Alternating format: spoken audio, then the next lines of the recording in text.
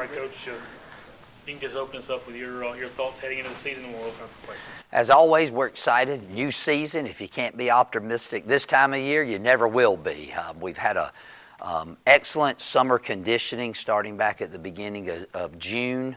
Our guys have grown a lot, athletically, but as well as understanding the system and how we want to operate day to day. We're 2 weeks into practice now. We've had good spirited practices. They've gotten more physical as time's gone on. I think our guys are starting to get in some semblance of football shape.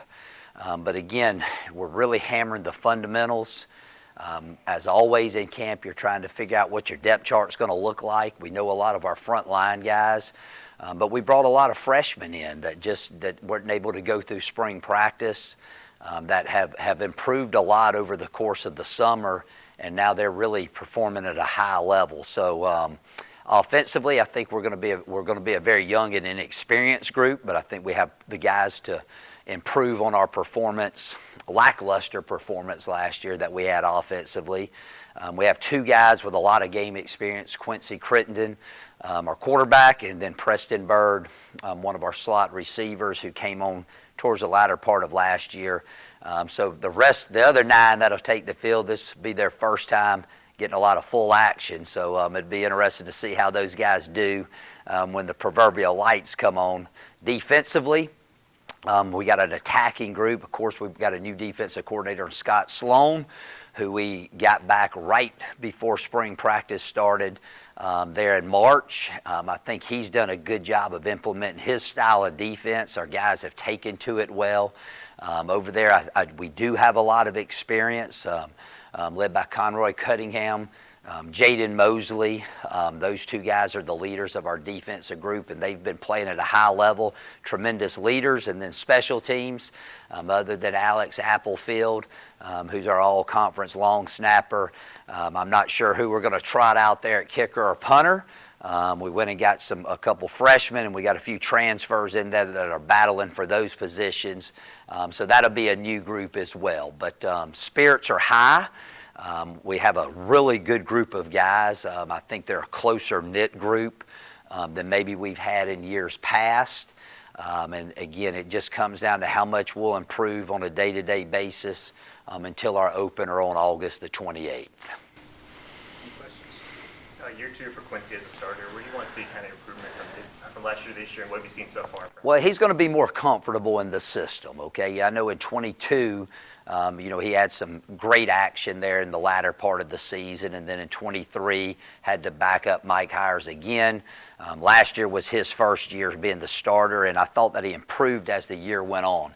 The biggest thing that I've expressed to Quincy is that the last 2 games of the year were probably our best offensive output games against Chattanooga, and then the close defeat to Western Carolina there the last game. And a lot of that is he ran with a purpose when he ran the ball. So he's got to be able to run with a purpose like he did those last 2 games, and still be able to be a great point guard out there and spread the ball out with our running backs and receivers. So that's the thing that I'm excited about. Of him, turning into a running back at times back there and using his legs. And that's something he's going to have to do consistently this year for us to be successful on the offensive side of the ball. Coach, you've had championship-level teams here. What do those teams have, and how do you try to put that in the DNA of this team this year so they can get the most out of this season? Yeah, great question. All teams are different, and year to year, no matter if you have everybody coming back, it's going to be a different group the next year when it's all said and done. But just the competitive spirit of loving to play football, I think that's key to any championship team that you have, that they enjoy being around one another and they enjoy playing the game. So far, I've seen that out of this group. And then the second thing is the guys. Great teams improve each and every day, each and every week. They get better as the season goes on. Burke's still out on that because we haven't played yet, but hopefully that's in the DNA of this group. And then the third thing is, you got to have a little bit of luck, and the ball's got to go your way. And the big key for us this season is we need to get off to a fast start. Last season we sputtered early in the year. always trying to play catch up. We need to get out the gates pretty quick in that West Georgia game, and then we played the Citadel, a conference game, week 2. Those are 2 big games for us that we got to play well at and try to find a way to win. And last year wasn't quite up to the standard that you've met here with the 4-7 season. How hungry is this group and just the staff to sort of get things rolling back in that winning way? Well, each year, we're trying to win 1 game a week, and we've done a great job, I think, of preparing the players up to this point. They've done a great job of taking the coaching. This league's a very difficult league. If you go back and look at the statistics of our league, and my tenure here, and what we consider the major categories of winning percentage, we're in the top 3 in all of those in a consistent period of time. But what I'm getting at is the league's so even year to year. And, you look last year, we got beat in some close games late. You win a couple of them, all of a sudden, you're playing that last game of the year to go to the playoffs. So each week's is its own season, if you will. We got to be more consistent, especially in the critical part of the game there in the last 4 or 5 minutes in the fourth quarter. We did not perform well in those situations last year, consistently. Talk about getting out to a fast start to the season. Obviously, last year, not that start you wanted.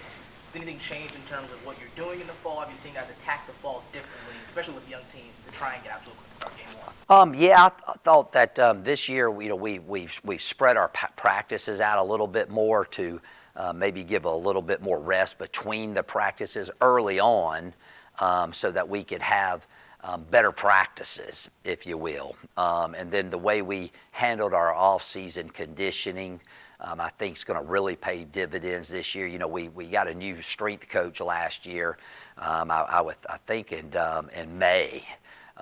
And so we didn't really, it was a different way of doing things. So I don't think we got the full cycle that to me is important. This year we've done that. We seem stronger. We seem faster. And I think that's going to be a big key to us being able to stay healthy throughout the course of the season. With those young guys on offense, anybody stick out early on here that could play pretty early? Yeah, we got a couple of them. Right now, Torrey Ward at receiver, Sam Pickett, at receiver. We have a walk-on Emerson Russell, who's looked really good. Cam Bland is another freshman running back. C.J. Evans is a transfer from Tennessee State out of Mobile, who will probably, as of right now, will go in as our number 1 running back. But those are some guys that, freshmen, true freshman-wise, that come to mind right now that have been playing at a high level. And if we had to play tomorrow, Cam would be in the rotation at running back. Torrey and Sam Pickett would both be in the rotation at wide receiver and get in the game early. Defensively, what was it like going through all the coordinator changes this offseason? Much of it out of your own control. And then what are something maybe scheme-wise that could be different this year compared to last year? Last year we had a great defense. We played really well on that side of the ball.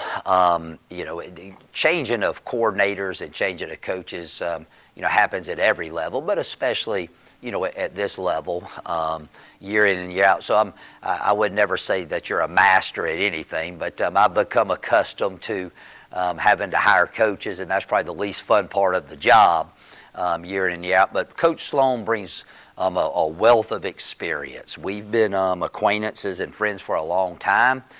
He's coached, high-level defenses. We're going to be a little more multiple in our set from a 3-man to a 4-man front.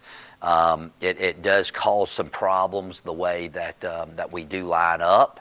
And if yesterday we worked a lot of situations, and if we can execute the blitzes that we worked yesterday at practice, we'll be pretty good on defense again this year.